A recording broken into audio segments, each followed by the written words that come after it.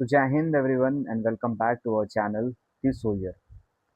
तो our exam is approaching. बहुत जल्दी हमारा एग्ज़ाम आ जाएगा, ठीक है?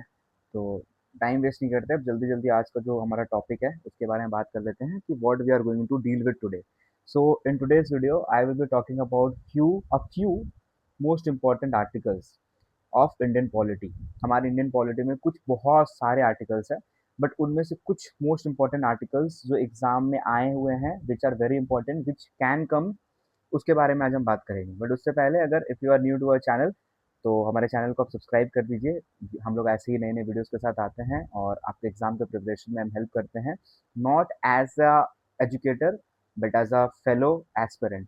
ठीक है. और दूसरा this your channel, Telegram channel है हमारा, और ये हमारे टेलीग्राम चैनल पे ही आपको जो भी हम पढ़ाएंगे आपको यूट्यूब पे उसका जितने पीडीएफ नोट्स वगैरह है, डेली क्वेश्चंस है, प्रैक्टिसेस, क्विजेस वगैरह सब हमारे टेलीग्राम चैनल पे मिलता है. तो आप हमारा टेलीग्राम चैनल भी ज्वाइन कर लेना. तो अब स्टार्ट करते हैं हमारे वीडियो, मतलब हमारे पॉलिटी के आर्टिकल्स में. पहले पीडीएफ दिखा देते हैं कैसे पीडीएफ है. कुछ इंपॉर्टेंट आर्टिकल्स है और आर्टिकल्स के बाद कुछ मनी बिल के बारे में बात करेंगे, फिर प्रेसिडेंट के बारे में बात करेंगे, फिर कुछ पार्ट है जो इंपॉर्टेंट पार्ट है इंडियन पॉलिटी के, उसके बारे में बात करेंगे. देखो ऐसे तो हमको पता है कि बहुत सारा पार्ट्स है, ठीक है, बट सब तो याद करना जरूरी नहीं है ना, सब तो एग्जाम में आता नहीं है. तो जो इंपॉर्टेंट पार्ट्स है उसके बारे में बता देंगे जो एग्जाम में आता है, और जो इम्पोर्टेंट है उसके बारे में बस बात करेंगे, ठीक है. फिर बस इतना ही है. बहुत छोटा सा मैक्स टू मैक्स बहुत छोटा वीडियो आएगा. तो पूरा वीडियो देखना और अगर वीडियो पसंद है तो शेयर भी करना अपने फ्रेंड के साथ. तो सबसे पहले हम लोग बात करते हैं आर्टिकल 20 के बारे में. तो आर्टिकल 20 क्या होता है? Article 20 basically is about double jeopardy, as about double jeopardy. ठीक है. अब डबल जियोपार्डी होता क्या है? डबल जियोपार्डी मतलब समझो कि आपने क्राइम किया है एक, बट आपको सजा मिल रहा है दो बार, उसको बोलते हैं डबल जियोपार्डी. तो आर्टिकल 20 जो है वो हम लोग को बचाता है, या फिर किसी को भी बचाता है कि अगर कोई भी अगर एक क्राइम किया है तो उस क्राइम के बदले उसको एक ही पनिशमेंट मिलेगा, एक से ज्यादा बार उस सेम क्राइम के लिए पनिशमेंट नहीं मिलेगा. अगर हाँ वो क्राइम वापस करता है उस क्राइम को तो आपको उसको पनिशमेंट मिलेगा, बट अगर वो एक ही बार क्राइम किया है तो उसको दो बार पनिशमेंट नहीं मिल सकता. उसको हम लोग बोलते हैं प्रिवेंशन, उसको हम लोग बोलते हैं double jeopardy, prevention from double jeopardy, जो कि आता है आर्टिकल 20 के अंदर. ठीक है. फिर आता है article 22. What is article 22? Article 22 is preventive detention. Preventive detention. अब प्रिवेंटिव डिटेंशन क्या होता है? ये स्पेशल प्रोविजन है कुछ हमारे आर्टिकल्स में. तो आर्टिकल 22 ऑफ इंडियन कॉन्स्टिट्यूशन ये बोलता है कि प्रिवेंटिव डिटेंशन है. समझो कि आप कोई भी एक बहुत इन्फ्लुएंशियल लोग हो, ठीक है, आप एक इन्फ्लुएंशियल इंसान हो, और आपके पास इतना पावर है ना कि अगर आप कुछ भी करो तो इससे उससे एक मॉब भी आपको, आपसे इन्फ्लुएंस होकर एक मॉब या फिर एक ग्रुप ऑफ पीपल भी कुछ कर सकते हैं. तो उस केस में क्या करेगा? अगर पुलिस को लगता है या फिर अथॉरिटी को ये लगता है कि आपके उस जगह पे प्रेजेंस होने पे, आपका प्रेजेंस के वजह से वहां पे कुछ वायलेंस हो पाए, या फिर मॉब आ जाए, इकट्ठा हो जाए, कुछ भी वहां पे समझ लो, एक टाइप का हडल वगैरह हो जाए, या फिर कुछ भी दिक्कत अगर पहुंच जाए वहां पे, तो पुलिस उस केस में आपको क्या करेगी? पुलिस नहीं, मतलब अथॉरिटी क्या करेगा? आपको प्रिवेंटिव डिटेन कर लेगा, मतलब आपको वो रख लेगा अपने पास, अपने पुलिस स्टेशन में या फिर हाउस अरेस्ट में, कहीं पे भी आपको अलग से रख लेगा, आपको अलाउ नहीं करेगा बाहर जाना. उसको हम लोग बोलते हैं preventive detention. Basically preventive detention जो होता है वो 90 डेज तक ही हो सकता है. 90 डेज से ज्यादा आपको कोई भी प्रिवेंटिव डिटेन नहीं करता. आप देखेंगे बेसिकली इलेक्शन के टाइम में या फिर कहीं भी रैलीज के टाइम में ना लोग प्रिवेंटिव डिटेन के लिए जाते हैं, जिन पे लगता है, जिन पे शक रहता है कि उसके वजह से, उनके इन्फ्लुएंस की वजह से कहीं पे भी वायलेंस हो सकता है, राइट्स हो सकता है, तो उनको प्रिवेंटिव डिटेन करते हैं. ठीक है. फिर हमारे बात करते हैं आर्टिकल 51 के बारे में, विच इज वेरी, ये आर्टिकल 51 तो सबको पता रहना चाहिए. 51A, article 51 is about fundamental duties. ठीक है. Fundamental duties. अब फंडामेंटल ड्यूटीज के बारे में एक चीज है जो हम नीचे लिखते हैं, पहले लिख देते हैं. Article 51A is about fundamental duties. अब फंडामेंटल ड्यूटीज के बारे में एक चीज याद रखना. ठीक है. पहले हम लिख देते हैं आर्टिकल 51. देखो आर्टिकल 51 के अंदर हमारा आता है, 51A के अंदर हमारा आता है फंडामेंटल ड्यूटीज. अब एक चीज याद रखना, इनिशियली जो हमारा फंडामेंटल ड्यूटीज है, इनिशियली हमारा जो फंडामेंटल ड्यूटीज है वो हमारे पास 10 था. ठीक है. उसके बाद हमारा फंडामेंटल ड्यूटीज कितना हो गया? 11. और जो 11 फंडामेंटल ड्यूटी आया वो क्या आया? वो आया एजुकेशन के ऊपर. ठीक है. एजुकेशन के ऊपर आया कि हमको 6 से लेके 14 ईयर्स के बच्चों को फ्री और कंपलसरी एजुकेशन देना है. ठीक है. ये आया 11 फंडामेंटल हमारा ड्यूटी है. और ये कौन से अमेंडमेंट में आया था? ये आया था 86 अमेंडमेंट में, 86 कॉन्स्टिट्यूशनल अमेंडमेंट एक्ट में ये लाया गया था.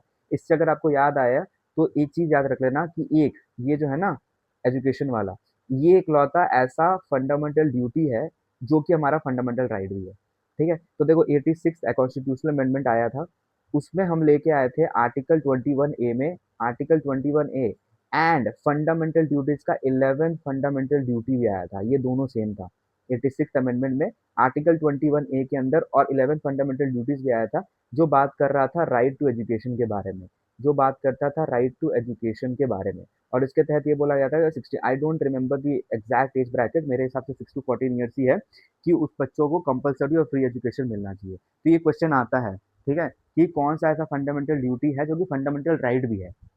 तो आर्टिकल 21A जो कि क्या बात करता है, जो कि बात करता है फ्री एजुकेशन और कंपलसरी एजुकेशन के बारे में, वो एक्चुअली में एक फंडामेंटल ड्यूटी भी है, जो कि हमारा 11th फंडामेंटल ड्यूटी है। ठीक है, अब समझ आ गया।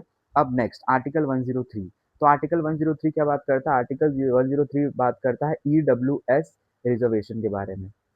Reservation, what is EWS? EWS stands for economically backward section, weaker section. ठीक है, इकोनॉमिकली वीकर सेक्शन मतलब एक बीपीएल के लोग, जीरो पॉवर्टी लाइन में जो आते हैं, उनको बोलते हैं इकोनॉमिक वीकर सेक्शन। ठीक है, तो उसके लिए रिजर्वेशन के लिए उन लोगों के रिजर्वेशन के लिए बात करता है आर्टिकल 103। Then comes article 231। तो आर्टिकल 231 जो है वो पावर देता है टू एस्टैब्लिश टू और मोर कोर्ट। ठीक है, फॉर मतलब एक कोड बनाना टू और मोर स्टेट्स के लिए, मतलब ये किसको पावर देगा? ऑब्वियसली पार्लियामेंट को पावर देगा। ठीक है, ये पार्लियामेंट को पावर देता है कि आप मतलब एक कोड बनाओ, वन कोड बना सकते हो आप, वन कोड फॉर टू और मोर स्टेट्स। ठीक है, मतलब आप एक कोड बना सकते हो, दो या फिर दो से ज्यादा। इसका एग्जांपल आप ले लो कैलकाटा हाई कोर्ट। ठीक है, कैलकाटा हाई कोर्ट जो है ना, वो आपका कैलकाटा मतलब कैलकाटा के लिए तो काम करता ही है, जिसको कोलकाता बोलते हैं, और साथ साथ ये अंडमान एंड निकोबार के भी बारे में यही डील करता है। ठीक है, तो आर्टिकल 231 पार्लियामेंट को ये पावर देता है कि पार्लियामेंट जो है एक कोर्ट को दो स्टेट्स का काम करने के लिए कर सकता है। आर्टिकल 243 टी, आर्टिकल 243 बोलता है कि वुमेन SC एंड ST का रिजर्वेशन रहना चाहिए in every municipalities.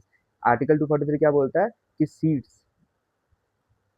Seats reservation रहना चाहिए, seats reservation for SC ST in every municipality. जितना भी म्यूनिसपैलिटी है वो सब म्यूनिसपैलिटीज में SC एंड ST के लिए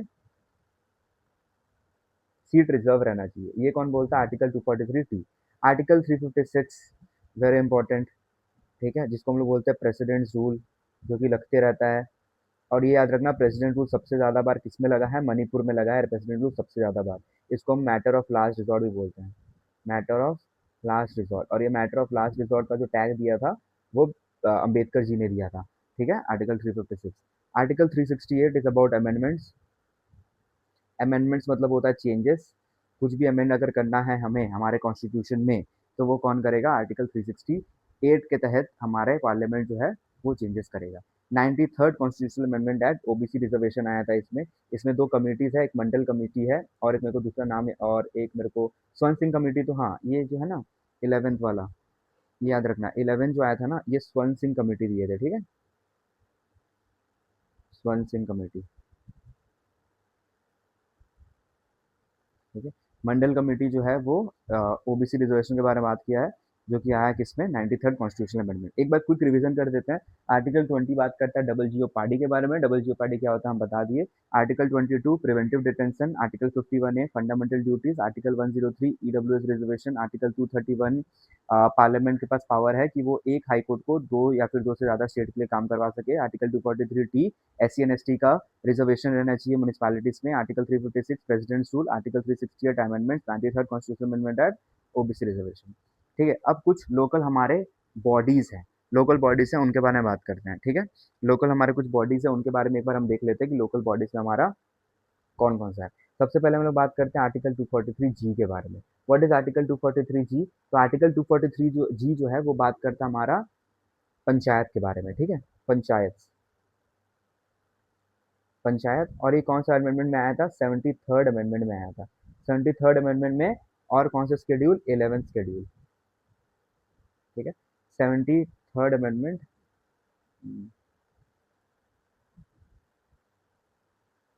73rd amendment and 11th schedule में क्या आया था? 73rd अमेंडमेंट 11th शेड्यूल में हमारा आया था पंचायत।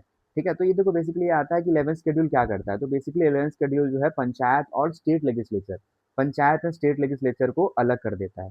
11th शेड्यूल पंचायत और स्टेट लेजिस्लेचर को अलग कर देता है, और ये 73rd अमेंडमेंट में लाया गया था 11th शेड्यूल में। ठीक है, ठीक है। अब बात करते हैं आर्टिकल 243 डब्ल्यू। हम आर्टिकल 249 इसलिए नहीं बोले क्योंकि आर्टिकल 249 एक अलग ही चीज़ है। ठीक है, तो वो इसलिए उसके बारे में बाद में बात करेंगे। वो लोकल बॉडीज के बारे में, लोकल बॉडीज के ऊपर नहीं आता, बट फिर भी लास्ट में करते हैं उसके बारे में बात। आर्टिकल 243 डब्ल्यू म्यूनिसिपैलिटीज के बारे में बात करता है। ये आया है 74th अमेंडमेंट। ठीक है, और ये 12th शेड्यूल। ठीक है, देखो पंचायत में पार्टिसिपेट अगर तुमको करना है तो मिनिमम एज तुम्हारा 21 ईयर्स होना चाहिए। ठीक है, पंचायत में अगर तुमको पार्टिसिपेट करना है तो मिनिमम एज 21 होना चाहिए। Article 243 ZD district planning committee, district planning committee, ये भी लोकल बॉडीज के ऊपर नहीं है, पता नहीं क्यों इसमें आ गया। ठीक है, 61st कॉन्स्टिट्यूशनल अमेंडमेंट एक्ट बोला है कि वोटर एज को रिड्यूस कर दिया गया था। ठीक है, वोटर एज को रिड्यूस कर दिया गया था। वोटर एज पहले कितना था? पहले 21 था, उसके बाद उसको 18 कर दिया गया था। ठीक है, आर्टिकल 311 जो है वो कॉन्स्टिट्यूशनल सेफगार्ड देता है, कॉन्स्टिट्यूशनल सेफगार्ड मिलता है सिविल सर्वेंट्स को। ठीक है, टू सिविल सर्वेंट। ठीक है, अब ये आर्टिकल 249 जो है ना, ये बेसिकली देखो हमारे पास दो लिस्ट होता है, एक स्टेट लिस्ट और यूनियन लिस्ट। ठीक है, स्टेट लिस्ट के ऊपर स्टेट लेजिस्लेचर काम करते हैं, यूनियन लिस्ट के ऊपर यूनियन गवर्नमेंट काम करता है, मतलब पार्लियामेंट ऑफ इंडिया। और एक होता है कॉन्करेंट लिस्ट, जिसमें parliament of India, union government और साथ साथ स्टेट गवर्नमेंट भी काम करते हैं। बट इसमें एक ट्विस्ट है कि आर्टिकल 24 249 ये बोल रहा है कि राज्यसभा अगर चाहे तो वो भी can make laws for state list, वो भी स्टेट लिस्ट के अंदर में आने वाले चीज के बारे में लॉज बना सकता है। आर्टिकल 249 ये बोलता है। ठीक है, तो एक स्मॉल रिकैप, आर्टिकल 249 ये क्या बोलता है कि राज्यसभा भी चाहे तो वो स्टेट लिस्ट के अंडर में लॉज बना सकता है। Article 243 G is about panchayat, 73rd amendment act 11th schedule, 243 W municipality, 74th amendment act 12th schedule, 243 ZD district planning committee, 61st constitutional amendment act, voter age reduce हुआ था 21 से 18, article 311 constitutional safeguard to civil servant. अब कुछ हमारा national commission है, तो article 338 क्या बोलता है? नेशनल कमीशन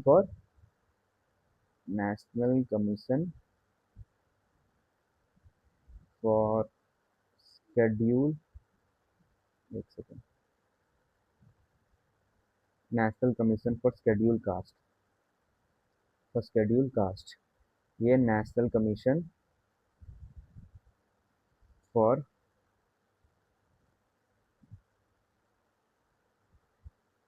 शेड्यूल ट्राइब, और ये नेशनल कमीशन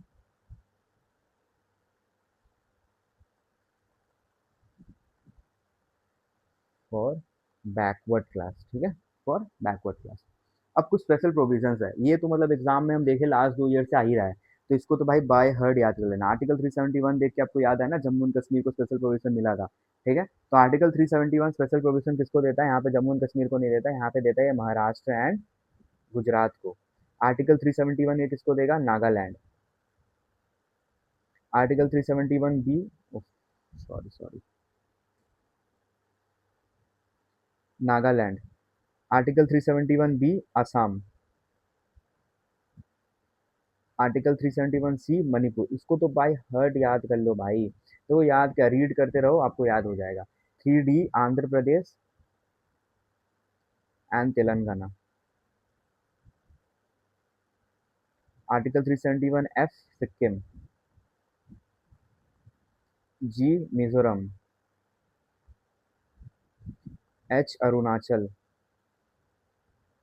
आई, गोवा।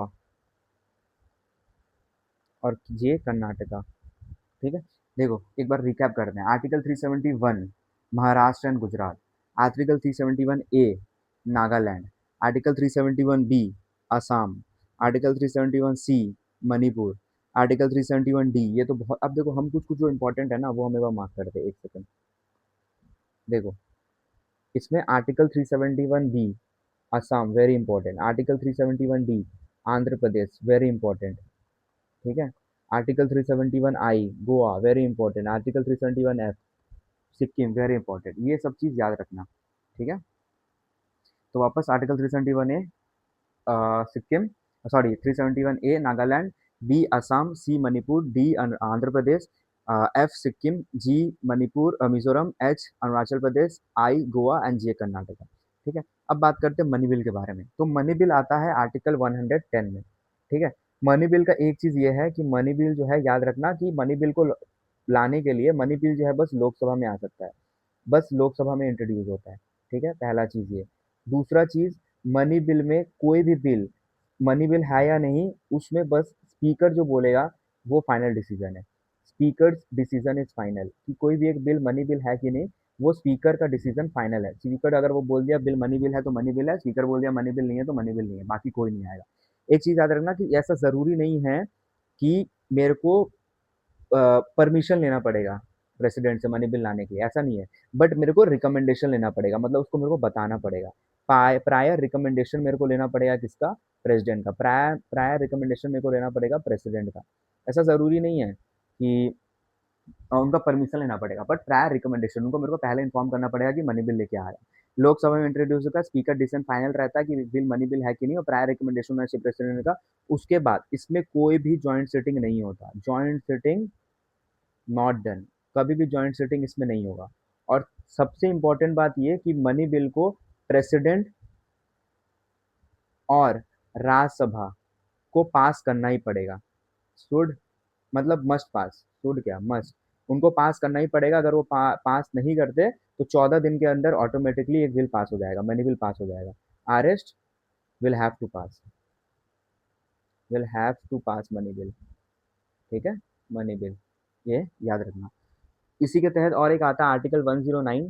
तो बेसिकली आर्टिकल 109 स्पेशल प्रोविजन है मनी बिल के बारे में बात करता है, जो बोलता है कि राज्यसभा में मनी बिल इंट्रोड्यूस ही नहीं हो सकता। ठीक है, समझ आ गया मनी बिल के बारे में। पंचायत के बारे में तो कुछ बताने वाला है नहीं, 243G के अंदर आता है, 73rd अमेंडमेंट में आया। ठीक है, नेक्स्ट 11 शेड्यूल में आया। उसके बाद 21 ईयर्स मिनिमम एज होना चाहिए पंचायत में इलेक्ट होने के लिए। और पंचायत में भी तुम्हारा SC एंड ST का रिजर्वेशन अवेलेबल रहता है। वुमेन को रिजर्वेशन मिला था आर्टिकल 243D में, याद रखना, वुमेन गॉट्स रिजर्वेशन इन पंचायत अंडर आर्टिकल 243D। ठीक है, प्रेसिडेंट के बारे में बात करें तो आर्टिकल 52 के अंदर आता है प्रेसिडेंट। उसके बाद प्रेसिडेंट का इलेक्शन, और इलेक्शन बेसिकली इलेक्शन और इम्पीचमेंट इंपॉर्टेंट होता है, बस ये देख लो। ठीक है, इम्पीचमेंट और इलेक्शन। इम्पीचमेंट आता है अंडर आर्टिकल 63। हाँ, ठीक है, तो इलेक्शन और क्या था, इलेक्शन और इम्पीचमेंट आता है। तो देखो इलेक्शन में कौन कौन पार्टिसिपेट करता है और इम्पीचमेंट में कौन कौन पार्टिसिपेट करता है। सॉरी, बेसिकली ये 61 है। ठीक है, इम्पीचमेंट ऑफ प्रेसिडेंट आर्टिकल 61। तो देखो इलेक्शन में कौन कौन पार्टिसिपेट करेगा, इलेक्शन में आएंगे only the elected members, only the elected members किसका, of Rajya Sabha, Lok Sabha, state legislative assembly, state legislative assembly. ठीक है, ऐसे लेजिस्लेटिव काउंसिल भी होता है ना, तो लेजिस्लेटिव काउंसिल में स्टेट लेजिस्लेटिव असेंबली का इलेक्टेड मेंबर। और इम्पीचमेंट में कौन आएगा, both the elected and nominated members, both the elected and nominated, elected plus nominated members. But इसमें कौन आएगा, ऑफ राज्यसभा एंड लोकसभा, इसमें स्टेट लेजिस्लेटिव असेंबली पार्टिसिपेट नहीं करता। बस इतना ही था प्रेसिडेंट के बारे में। तो इम्पोर्टेंट इस लास्ट वर्ड में तो इतना ही हमको लगता है इम्पोर्टेंट है बताना। अब इतना डीप अगर प्रेसिडेंट के ऊपर पढ़ा है तो बहुत ज़्यादा टाइम लग जाएगा, तो इतना ही आप जान के रखो। बाकी ये भी जान के रखो कि ये ऑल 3 सर्विसेज के हेड हैं, मतलब डिफेंस फोर्सेज के हेड है। ठीक है, ये सब चीज़ आप जान के रखो। बाकी इलेक्शन और इम्पीचमेंट के बारे में जान के रखना क्या है। अब कुछ इंपॉर्टेंट पार्ट्स है, सारा पार्ट तो इंपॉर्टेंट मतलब ऑब्वियसली है, बट अब सारा तो नहीं कर सकते। बट हम जो जो इंपॉर्टेंट पार्ट्स मेरे को लग रहा है वो हम बता देते हैं। ठीक है, तो देखो पहले हम लिख देते हैं पार्ट्स ऑफ इंडियन कॉन्स्टिट्यूशन में क्या क्या है। ठीक है, तो सबसे पहले पार्ट 1। पार्ट 1 किसके बारे में बात करता है, यूनियन एंड इट्स टेरिटरीज के बारे में। ठीक है, पार्ट 2 बात करता है सिटीजनशिप के बारे में। Part 3 fundamental rights. Part 4 DPSP, directive principle of state policy. Part 4A fundamental duties. Part 5 union government. Part 6 state government. Part 7 पहले था, बाद में वो रिपेल हो गया, ठीक है, मतलब कैंसिल हो गया। Part 8 union territories. Part 9 panchayat. Part 9A municipalities. Part 9B cooperative societies. Part 10 schedule tribes and areas. और देखना शेड्यूल ट्राइब, जो किसी भी एरिया को शेड्यूल ट्राइब बनाना है वो प्रेसिडेंट के ऊपर हक रहता है, ठीक है, पावर रहता है। और part 11 last, relation between states and union. Relation between union and state. और एक चीज याद रखना, जो एक चीज और याद पहले तो इसको रिवाइज करते फिर बताते हैं। देखो, तो part 1 union and territories, part 2 citizenship, part 3 fundamental rights, part 4 DPSP, part 4A fundamental duties, part 5 union government, part 6 state government, part 7 repeal, part 8 union territories, part 9 panchayat, part 9A municipalities, part 9B cooperative societies, part 10 SC and ST मतलब ST scheduled tribal areas, part 11 relation between union and territories। इससे एक याद रखना कि हमारा जो supreme court रहता है ना, उसका जो ओरिजिनल जुरिस्डिक्शन है, मतलब जो ओरिजिनल काम है, ओरिजिनल जुरिस्डिक्शन, वो जो है वो यही है कि उसको डिस्प्यूट रिजॉल्व करना है। डिस्प्यूट रिजोल्यूशन, उसको डिस्प्यूट रिजॉल्व करना है बिटवीन सेंटर एंड स्टेट, या तो सेंटर एंड स्टेट्स के बीच का, या तो स्टेट्स एंड स्टेट्स के बीच का। उसका ओरिजिनल काम यही है। और एक चीज याद रखना कि हमारे पास है एक आर्टिकल 32 जिसके बारे में बात करता है रिट्स के बारे में, जो कि इशू करता है सुप्रीम कोर्ट। और एक है अंडर आर्टिकल 226, ये भी रिट्स है, बट ये इशू करता है हाई कोर्ट्स, ठीक है। और दोनों में से कौन सा पावरफुल है, याद रखना ये ज़्यादा पावरफुल है, ये वाला, मतलब इस साइड है ना ऐसे एरो, ये वाला ज़्यादा पावरफुल है, ठीक है। अंडर आर्टिकल 226 जो ज़्यादा पावरफुल है, क्यों? क्योंकि आर्टिकल 32 रिट्स जब भी इशू होगा जब हम लोग वायलेट करेंगे फंडामेंटल राइट, ठीक है। बट आर्टिकल 226 इशू हो सकता है जब फंडामेंटल राइट्स भी वायलेट हो रहा हो, plus rights other than fundamental rights. अब आप लोग मेरे को कमेंट सेक्शन में बताओ कि rights other than fundamental rights क्या होता है। तो this was it from my and. ये सारे इंपॉर्टेंट चीज़ है, अगर आपको ये पीडीएफ चाहिए तो आप हमारा टेलीग्राम चैनल ज्वाइन कर लेना। और बाकी और एक दो वीडियो अभी स्केड्यूल्ड है जो हम लेके आएंगे जैसे मेरे को टाइम मिलेगा। बाकी अगर आप चैनल पे न्यू हो तो चैनल को सब्सक्राइब कर देना, और ऐसे ही लाइक कमेंट शेयर करते रहो। मिलते हैं आपसे नेक्स्ट वीडियो में, टिल देन बाय बाय, जय हिंद।